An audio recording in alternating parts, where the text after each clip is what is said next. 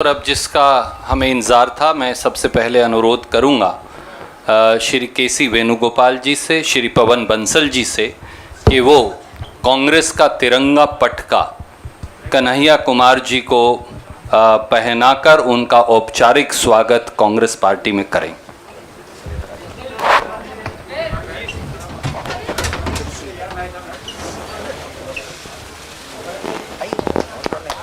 जी, मैं आप सबका आभार व्यक्त करता हूं और मैं अपने पत्रकार साथियों से कुछ चीज़ों को लेकर मुखातिब हूं। उससे पहले आज ये एक ऐतिहासिक दिन है। आज शहीद आज़म भगत सिंह की जयंती है। लोग शहीद होते हैं, भगत सिंह शहीद आज़म हैं। शहीद आज़म इसलिए हैं कि आज हम लोग जहां माल्यार्पण करने के लिए गए थे, शहीद पार्क, वो शहीद पार्क एक ऐतिहासिक पार्क है।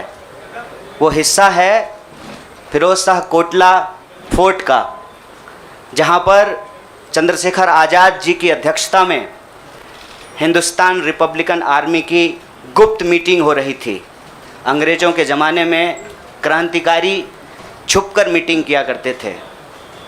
नौजवान तरुण भगत सिंह एक प्रपोजल लेकर के आए कि हिंदुस्तान रिपब्लिकन आर्मी का नाम अब हिंदुस्तान सोशलिस्ट रिपब्लिकन आर्मी होना चाहिए।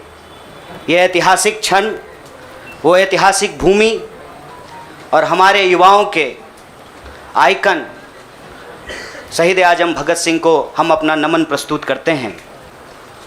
आज एक दुखद घटना भी हमारे ज़िले में हुई है। वज्रपात के चलते 2 बच्चियों का निधन हो गया है। मैं इस मंच से उनके प्रति शोक व्यक्त करता हूं और उनके परिवार के प्रति अपनी संवेदना व्यक्त करता हूं। दोस्तों, मुझे लगता है कि बहुत कुछ कहने की ज़रूरत नहीं है। आजकल सूचना क्रांति के इस दौर में हमसे ज़्यादा मालूम हमारे पत्रकार साथियों को होता है। तो बेहतर ये होगा कि आप सवाल पूछें, मैं आपका जवाब दूं। लेकिन आप सवाल कहाँ से पूछेंगे और आपके मन में कौन से सवाल चल रहे हैं, इसका थोड़ा सा अंदेशा है, मुझे थोड़ा अंदाज़ा भी है। सबसे पहले मैं आपको बधाई देना चाहता हूं कि आपने पत्रकारिता की उस मिसाल को जिंदा रखा है कि कम से कम विपक्ष से तो सवाल करते हैं ना, ताकि इस देश को याद रहे कि पत्रकारों का काम है सवाल पूछना। तो मैं आपके हर सवाल का जवाब दूंगा।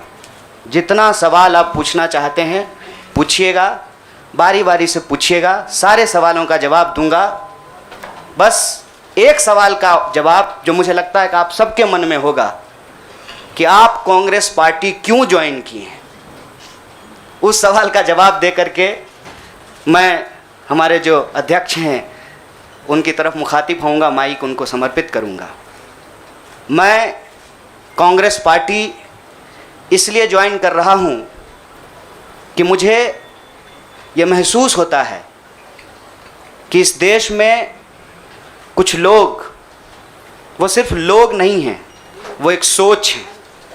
वो इस देश की सत्ता पे ना सिर्फ काबिज हुए हैं, इस देश की चिंतन परंपरा, संस्कृति, इसका मूल्य, इसका इतिहास, इसका वर्तमान और इसका भविष्य खराब करने की कोशिश कर रहे हैं।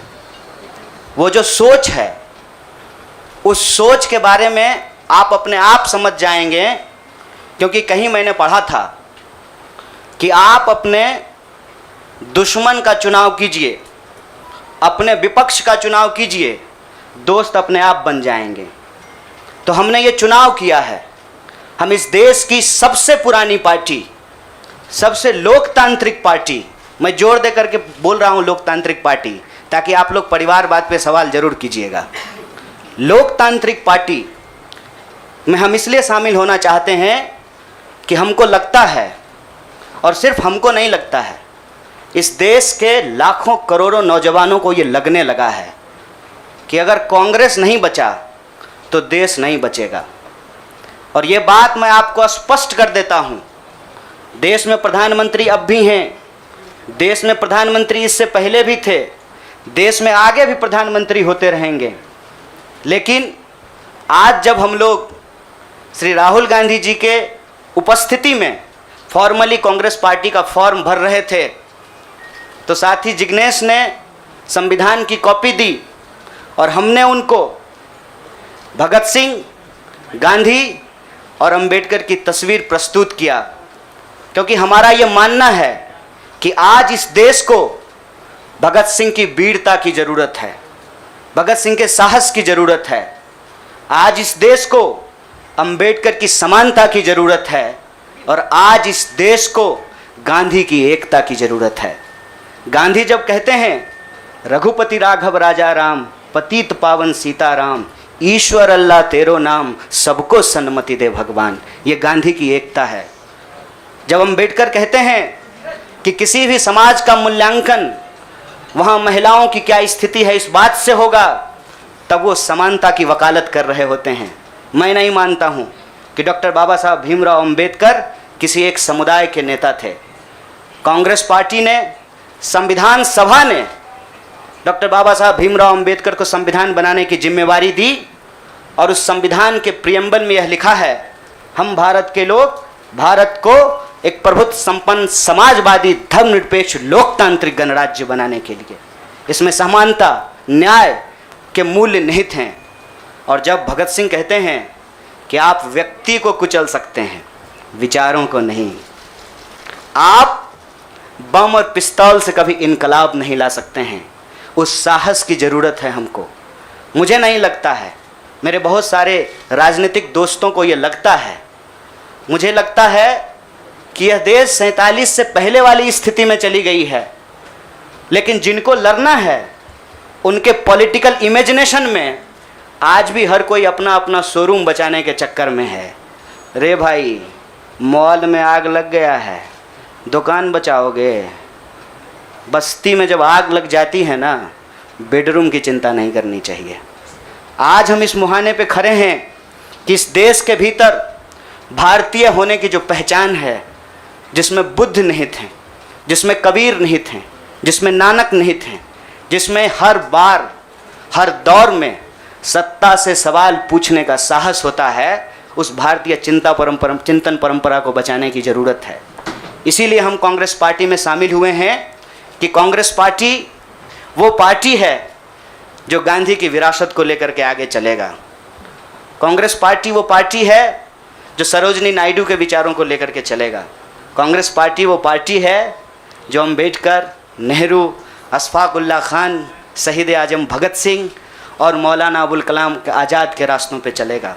हम जब भी समानता और बराबरी की बात करते हैं, यह कुछ व्यक्तियों तक सीमित नहीं है, ये भारतीय होने का इतिहास है। और इस भारतीय होने के इतिहास को अपने आप में यदि कोई समेटे हुए है तो देश की सबसे पुरानी पार्टी है। और जो लोग कह रहे हैं विपक्ष कमज़ोर हो गया है, यह सिर्फ विपक्ष के लिए चिंता की बात नहीं है। ये मैं नहीं कह रहा हूँ, कोई शास्त्र, कोई किताब उठा करके देख लीजिए। जब विपक्ष कमज़ोर हो जाता है, सत्ता तानाशाही रुख अख्तियार कर लेती है।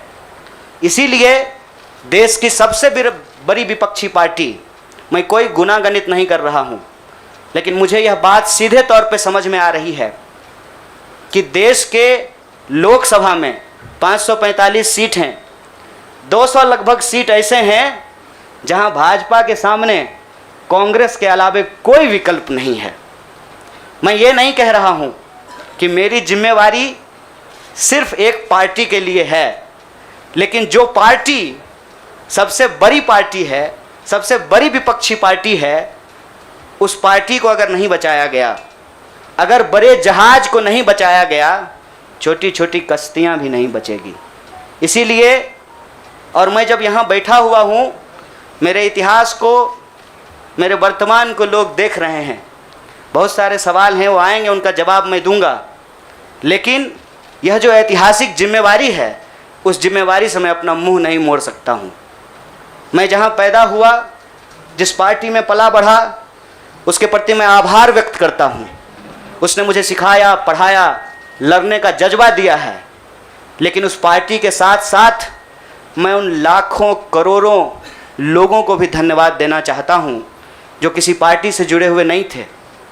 अपने स्कूल के व्हाट्सएप ग्रुप में जब हम लोगों के ऊपर अनावश्यक आरोप मढ़े जाते हैं तो अपने दोस्तों से लड़ रहे थे, अपने घरों में डिनर टेबल पर लड़ रहे थे।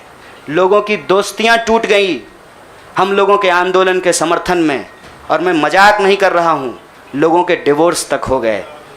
ये जो देश में एक वैचारिक संघर्ष छिड़ा है, उस वैचारिक संघर्ष को कांग्रेस पार्टी ही नेतृत्व दे सकती है, यह हमारा भरोसा है। और मैं ये उम्मीद करता हूं कि हमारे देश के जो लाखों करोड़ों नौजवान आपके माध्यम से सुन रहे हैं, उनसे भी मैं आग्रह कहता हूं, दीवार पर बैठकर टुकुर टुकुर मुंह ताकने का वक्त नहीं है। ये अर्जेंसी का टाइम है, और इस अर्जेंसी के टाइम पे दीवार पे बैठ करके दायां जाएं कि बायां जाएं, ये मत सोचिए। जब आप जंग में होते हैं तो आपके पास जो अवेलेबल चीज़ें होती हैं, आप उससे मुकाबला करने की कोशिश करते हैं। कांग्रेस पार्टी एक बड़ी जहाज है, अगर कांग्रेस पार्टी बचेगी तो हमारा मानना है इस देश के लाखों करोड़ों नौजवानों की आकांक्षाएं बचेंगी, गांधी की मीमांसा बचेगी, भगत सिंह के सपनों का भारत बचेगा, और डॉक्टर बाबा साहब भीमराव अंबेडकर की समानता का भारत का निर्माण संभव हो पाएगा। इसी आशा और उम्मीद के साथ मैं इस पार्टी से जुड़ा हूं, और मुझे पूरा भरोसा है कि कांग्रेस पार्टी जो अपने आप को एक लोकतांत्रिक पार्टी कहती है, आज़ादी के साथ, अपनी पूरी मुखरता के साथ सत्ता से सवाल पूछना और लोगों के हक के लिए लड़ना भिड़ना संघर्ष करने में हमारे साथी रहेंगे, हमारे सहयोगी रहेंगे। और ये परिवार संघ परिवार नहीं, वो क्या परिवार जो परिवार छोड़कर परिवार बनाना पड़े, वो परिवार जो आपको परिवार छोड़ने के लिए नहीं कहता है, कहता है कि अपने परिवार में रहिए। अरे महात्मा गांधी कस्तूरबा गांधी को लेकर के अंग्रेजों से लड़ गए, बताइए इनको अपना घर छोड़ना पड़ा, कोई ज़रूरी है क्या? घर परिवार के साथ रहना है। डॉक्टर बाबा साहब भीमराव अंबेडकर भी अपने परिवार के साथ रहते थे। आप जितने बड़े लोग हैं उनका इतिहास उठा करके देख लीजिए, सब लोग अपने परिवार के साथ रहते थे। वो परिवार छोड़ करके बनने वाला परिवार नहीं। न्याय बराबरी और संघर्ष के लिए इस परिवार में मैं शामिल हुआ हूँ। सभी सदस्यों के प्रति देश के अंदर फैले हुए लाखों करोड़ों कार्यकर्ताओं को अपना आभार व्यक्त करता हूं। बहुत बहुत शुक्रिया, बहुत बहुत धन्यवाद। मैडम जी बुरा मत मानिएगा, लगता है कि सवाल आप पहले ही सोच लिए थे। मैंने ये नहीं कहा था कि कांग्रेस खतरे में है, हमने कहा देश खतरे में है, लोकतंत्र खतरे में है, आइडिया ऑफ इंडिया खतरे में है। आपने वो वीडियो देखा क्या, लाश के ऊपर डांस देखा ना? दिल पसीज गया होगा आपका। आपको नहीं लगा कि मैं इसके लिए कुछ कर पाऊँ, कुछ भी कर जाऊँ जो मैं कर सकती हूँ। आप जब सुनती होंगी कि बलात्कार हो गया है किसी महिला के साथ, आपका गुस्से से जो है ना पूरा शरीर कांप जाता होगा। देश खतरे में है। पार्टियां तो बनती रहेंगी, पार्टियों की कोई कमी है क्या? हर शाम पार्टी होती है इस देश में। पार्टी नहीं बचाना है, देश बचाना है, और देश बचाने की मुहिम में जो पार्टी रहेगी वो पार्टी भी बचेगी। और मुझे इस बात को कहने में कोई दो राय नहीं है। मैंने जितना इतिहास पढ़ा है अभी तक का एनसीईआरटी में जो लिखा हुआ है, अब अगले बार 2024 में क्या लिखा जाएगा नहीं पता। उसमें तो यही है कि देश को आज़ादी जो है वो महात्मा गांधी ने, सुभाष चंद्र बोस ने, सरदार वल्लभ भाई पटेल ने, क्या भाई हार्दिक, इन लोगों ने ही दिलाया ना। यही लोग लड़े थे। जो माफ़ी मांगे वो वीर हो गए। आप सोचिएगा इसको। जो गोडसे को भगवान मानते हैं वो भाषण दे रहे हैं अमेरिका में जाकर के गांधी के ऊपर। हमारे गांव में एक गाना आता था, गांधी जी के भजन करे गांधी के हत्यारा। कितना अजीब लगता होगा आपको। देखिएगा वो फोटो जब हमारे देश के प्रधानमंत्री गांधी पे माल्यार्पण करते हैं। जीवन भर शाखाओं में कसम लिए होंगे कि गोडसे के सपनों का देश बनाएंगे और गांधी पे माला चढ़ा रहे हैं। See, I am not here to save the party. Please, I am respecting you as a citizen. You can respect my right. देश खतरे में है, और ये सिर्फ मैं नहीं कह रहा हूँ, ये मुझे लगता है आप भी सोचते होंगे। समझ रहे हैं, अंग्रेजी का वो फ्रेज है dancing on dead. Dead body पे कोई नाच रहा है, उस दिन खाना तो नहीं खाया गया। आप सोच के देखिए, आप इस पे विचार करके देखिए। मेरे गांव में अगर किसी की मौत हो जाए तो पूरे गांव में खाना नहीं बनेगा। हजारों लोग मर गए। देखे 71 वर्ष की उम्र में प्रधानमंत्री के लिए सोहर गाया गया। नया बच्चा जब पैदा होता है ना तो पूर्वांचल में सोहर गाते हैं लोग। प्रधानमंत्री बूढ़े हो गए हैं, उनके लिए सोहर गाया जा रहा है। तब जब अभी तुरंत लाखों लोगों की जान चली गई, ऑक्सीजन नहीं मिल रहा था, अस्पताल में बेड नहीं मिल रहे थे। आप में से कोई भी ऐसा इंसान है जिसके कोई जानने वाले नहीं मरे हो इसमें, इस क्राइसिस में? इतना बड़ा क्राइसिस जिसके देश में हुआ हो अभी तुरंत, वो अपने जन्मदिन का जश्न मनाएगा? ये भोंडापन है। इस संस्कृति को बचाने की ज़रूरत है और इस संस्कृति को बचाने के लिए मुझे लगता है कि कांग्रेस पार्टी में वो क्षमता मौजूद है। लोगों को ये बात पसंद हो या ना पसंद हो, हकीकत ये है कि पार्लियामेंट में सबसे बड़ी पार्टी कांग्रेस पार्टी है। इसीलिए इस पार्टी को ये जिम्मेवारी लेनी पड़ेगी और उस जिम्मेवारी को संभालने के लिए मैं यहाँ आया हूँ। Thank you news nation. I'll come to you.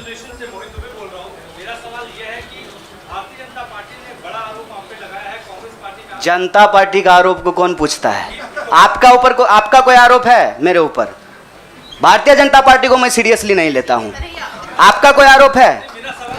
आप सवाल पूछिए।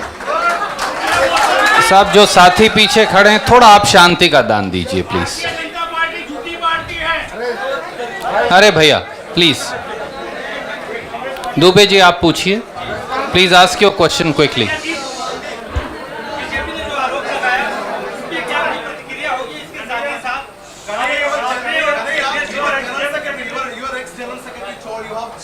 Yeah, please, you cannot interrupt. No, you have to have discipline. My humble request with folded hands.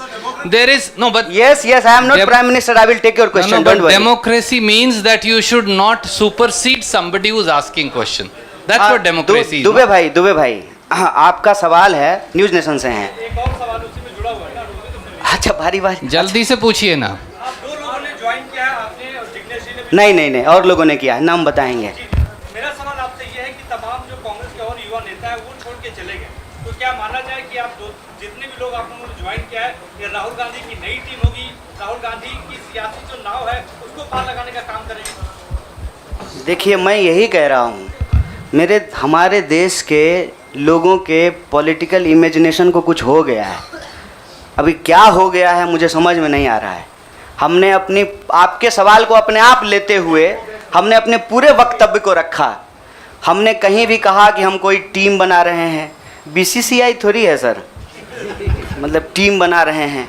मैं कह रहा हूं कि भारत की परंपरा, चिंतन परंपरा, सोच, जिस पे आपको गर्व होता है भारतीय होने के चलते, उस परंपरा को समेटने का, उसको आगे बढ़ाने का काम देश की सबसे पुरानी पार्टी कांग्रेस पार्टी ने किया है। उस पार्टी के पास एक ऐतिहासिक जिम्मेवारी है और इस देश का नागरिक होने के चलते, साथी जिग्नेश ने कहा, ये हमारी भी ऐतिहासिक जिम्मेवारी है कि कल को जब इतिहास लिखा जाएगा तो हमसे भी पूछा जाएगा, दुबे भाई आपसे भी पूछा जाएगा कि जब ये तमाशा हो रहा था तो हम क्या कर रहे थे। हमने वो कहानी सुनी है बचपन में, आपने भी सुना होगा। जंगल में आग लगी, एक कोयल अपने चोंच में पानी भर करके जंगल की आग बुझाने की कोशिश कर रही थी। जंगल की आग नहीं बुझी, या बुझनी होगी बुझ जाएगी। कम से कम कोयल का वह ऐतिहासिक प्रयास जो है वो इतिहास याद रखेगा। और ये जो आप कह रहे हैं ना, डूबती हुई नाव, देखिए कभी कभी ना इंसान को भ्रम होता है, जैसे टिड्डे को भ्रम होता है कि वो अपने पांव से आसमान टिका रखा है। हमको ऐसा कोई भ्रम नहीं है। मेरे अकेले से कुछ नहीं होगा। जब आप जुड़ेंगे, हम जुड़ेंगे, इस देश के संविधान में, आइडिया ऑफ इंडिया में भरोसा करने वाले लोग जो हैं, जिसको हम कहते हैं गांधी के सपनों का भारत, जिसको हम कहते हैं भगत सिंह के सपनों का भारत, जिसको हम कहते हैं डॉक्टर बाबा साहब भीमराव अंबेडकर के सपनों का भारत, जिसको हम कहते हैं बिरसा मुंडा के सपनों का भारत, सावित्रीबाई फूले के सपनों का भारत, श्री कृष्ण सिंह के सपनों का भारत, जगजीवन राम के सपनों का भारत, मौलाना अबुल कलाम आज़ाद के सपनों का भारत, उस भारत को बचाने की बात मैं कर रहा हूँ। और सियासत, मैं बार बार कहता हूँ, अगर सियासत सही होगी तो गलत लोग जो सत्ता पे काबिज हैं ना, मुझे भारत के लोगों पे बहुत भरोसा है। अरे हैं हम लोग थोड़ा सा आलसी, लेकिन जब आ गए ना अपने पे, 200 साल अंग्रेजों ने राज किया था, जब से भारत के लोग अपने पे आ गए ना, तो 1942 में भारत छोड़ो आंदोलन का जब नारा महात्मा गांधी ने दिया था, तो अंग्रेजों को भारत छोड़ करके जाना पड़ा था। और उस वक्त जो लोग अंग्रेज से पेंशन ले रहे थे, माफ़ी मांग रहे थे, वो आज एनसीईआरटी की किताब बदल रहे हैं कि अपना नाम भी हम वीरों में लिखवा लें। इसीलिए मैं कह रहा हूं कि उस इतिहास को, उस चिंतन परंपरा को बचाने की ज़रूरत है। पार्टी अगर उस सिद्धांत पे चलेगी, संविधान के प्रियम्बल को रक्षा करने की कोशिश करेगी, पार्टी भी बचेगी और पार्टी सत्ता में भी आएगी। ऐसा मेरा उम्मीद है, ऐसे मेरी आशा है। Jainendra from ABP, can you please come forward and ask. हाँ, पूछिए जरा। एक सवाल पूछिए। हम एक आग्रह करें, आप लोग ना लड़ाई नहीं लगवाइए हमारे दोस्त के बीच में। भोरे से जो है ट्विटर पे आप लोग क्या क्या चला दिए हैं, लोग हमको पूछ रहा है कि जिग्नेश का नाम काहे नहीं ट्रेंड कर रहा है। मैं आपसे आग्रह कर रहा हूँ, हम ना अलग अलग लोग नहीं हैं, यह मंच आपस में बटा हुआ नहीं है। तो सवाल जो है, सारा तोप का गोला जो है हमारे तरफ ही नहीं हो, मंच के तरफ मुखातिब हो, मैं भी जवाब दे दूंगा। Yes, Jainendra ji please ask your question.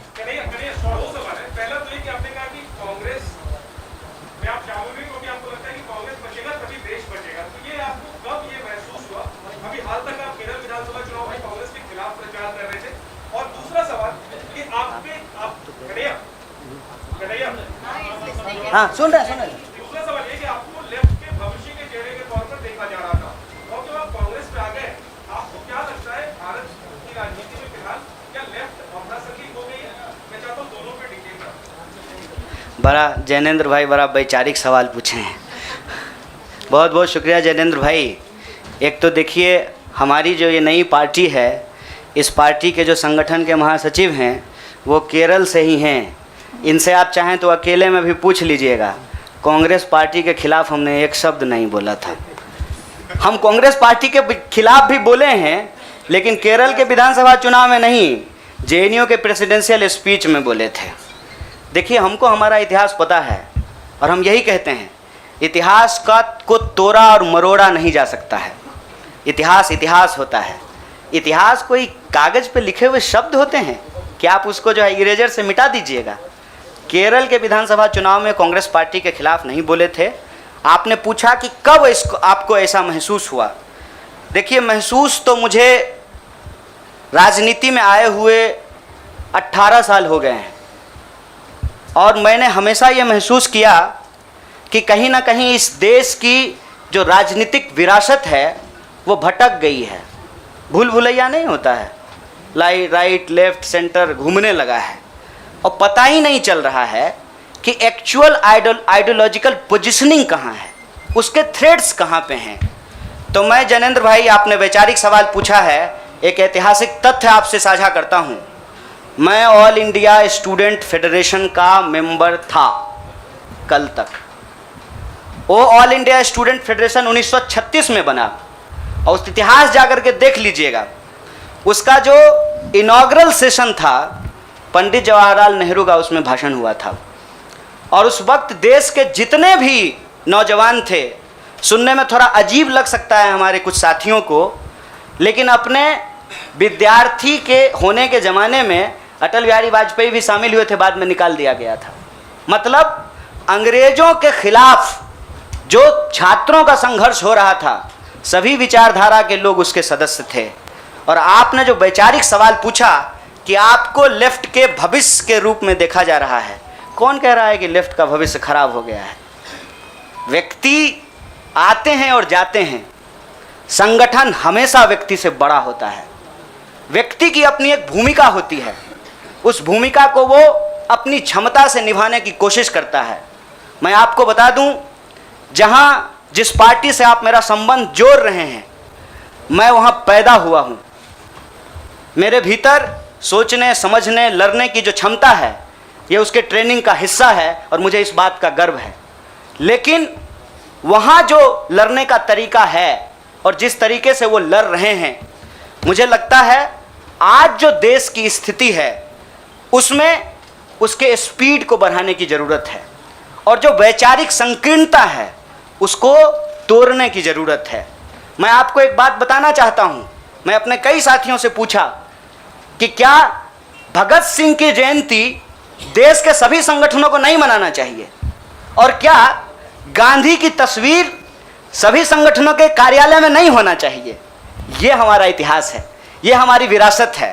कुछ लोग बहुत चालाकी से विचारधारा की खोल में यह जो हमारी ऐतिहासिक विरासत और परंपरा है इसको आपस में उलझाने की कोशिश करते हैं। एक बड़ा पॉपुलर डिबेट है मीडियम और मीन्स का, साध्य और साधन का, हिंसा और अहिंसा का। तो मैं आपके सामने इस सदन के समक्ष यह बात कहता हूं, जब भगत सिंह कहते हैं कि बम और पिस्तौल इनकलाब नहीं ला सकता है, मतलब भगत सिंह हिंसा का निषेध कर रहे हैं, वायलेंस को निगेट कर रहे हैं। और जब बापू कहते हैं, महात्मा गांधी कहते हैं करो या मरो, मतलब वो व्यक्ति के ऊपर होने वाली हिंसा को स्वीकार कर रहे हैं और अहिंसा को निगेट कर रहे हैं। देश की अर्जेंसी क्या है, इस बात को समझिए।